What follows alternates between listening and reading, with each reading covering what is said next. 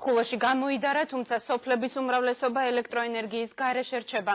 რაც შეეხება შუახევს, დენიკ 280 აბონენტს არ მიეწოდება. გადაადგილება ამ დრომდე შეზღუდულია წყალსაყრის, ოლადაურის და დღვანის თემების მიმართულებით.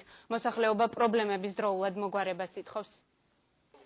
ორდღიანი უხვინალექის შემდეგ აჭარის მაღალმთიანეთში გამოიდარა, თუმცა თოვლმა ადგილობრივებს ელექტროენერგიის მიწოდების მხრივ პრობლემები შეუქმნა. მუნიციპალიტეტს უკვე მეორე დღეა შუქი შეფერხებით მიეწოდება. მოსახლეობა საკითხის დროულად მოგვარებას ითხოვს. დღეს გზები დაიგილე, შეძლების დაგვარად კეთდება, იწმინდება გზები. შუქი ენერგია წყმეტილია, მაგრამ ყველაფერს აკეთებენ იმის საქმეს, რომ დროულად მოსახლეობა მიიღოს შუქი და კეთდება. ბოძები უნგრევა, რაღაცა პრობლემები და ამას აკეთებენ. მომარაგებელია ხალხი. ყველას არ აქვს მომარაგება. არ ელოდნენ ასეთ ადრე ზამთარს. ეს ქმნის პრობლემას.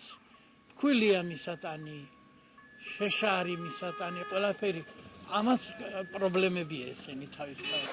საავტომობილო გზებს ყველა თემის მიმართულებით სპეციალური ტექნიკით თოვლის მასისგან ასუფთავებენ. ამ დროისათვის სოფლებთან მისასვლელი გზები გაწმენდილია. ხვალიდან შიდა სასოფლო გზების გაწმენდა დაიწყება. დილის 9 საათიდან გამოვედით. თოვლის საფარი სიმაღლე იყო 50-60 სანტიმეტრი. თითქმის რაიონის ტერიტორია გაწმენდილია და კვლავ მუშაობს. მე მგონი საღამოდის დავამთავრეთ, ყველაფერი გაწმენდილი იქნება. მუნიციპალიტეტის გამგეობაში აცხადებენ, რომ ელექტრომომარაგებაში პრობლემები მოძველებული სადენებისა და ბოძების გამო შეიქმნა. სოფლებში ამ დრომდე მიმდინარეობს აღდგენითი სამუშაოები.